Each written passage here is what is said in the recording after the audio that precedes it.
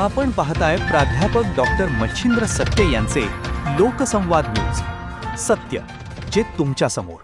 अन्न आणि औषध प्रशासनाच्या अधिकाऱ्यांनी बीडच्या शिरूर तालुक्यातील दहिबंडी येथे टाकलेल्या धाडीत खळबळजनक प्रकार समोर आला आहे. दहिबंडी येथील Jay Shri Krishna cake and bakery या उत्पादन केंद्रामध्ये कारवाई केली असता त्या ठिकाणी खवा, पनीर हे चमकदार होण्यासाठी घातक अशा सॅफोलाइटची भेसळ केली जात होती. या ठिकाणाहून तब्बल 35,536 रुपयांचा मिल्क केक, बर्फी आणि अन्य अन्नपदार्थ घटनास्थळीच नष्ट करण्यात आले असून संबंधित व्यावसायिकाविरुद्ध अन्न सुरक्षा कायद्यासह भारतीय न्याय संहितेअंतर्गत शिरूर पोलीस ठाण्यात मालक कार्तिक सवाई सिंग राजपुरोहित याच्या विरोधात गुन्हा दाखल करण्यात आला. तपासणीत जप्त करण्यात आलेला 35,536 रुपयांचा मिठाई आणि कच्च्या मालाचा साठा कमी दर्जाचा, असुरक्षित आणि भेसळयुक्त असल्याच्या संशयावरून तसेच अस्वच्छ आणि अयोग्य साठवणुकीमुळे नाशवंत असल्याने घटनास्थळीच खोल खड्ड्यात टाकून नष्ट करण्यात आला.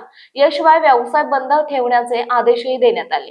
सॅफोलाइट, ज्याला रासायनिक भाषेत सोडियम फॉर्मल्डिहाइड सल्फोक्सिलेट किंवा रॉग्नालाइट असे म्हणतात, हे प्रामुख्याने औद्योगिक वापरासाठी असलेले एक शक्तिशाली रासायनिक द्रव्य आहे.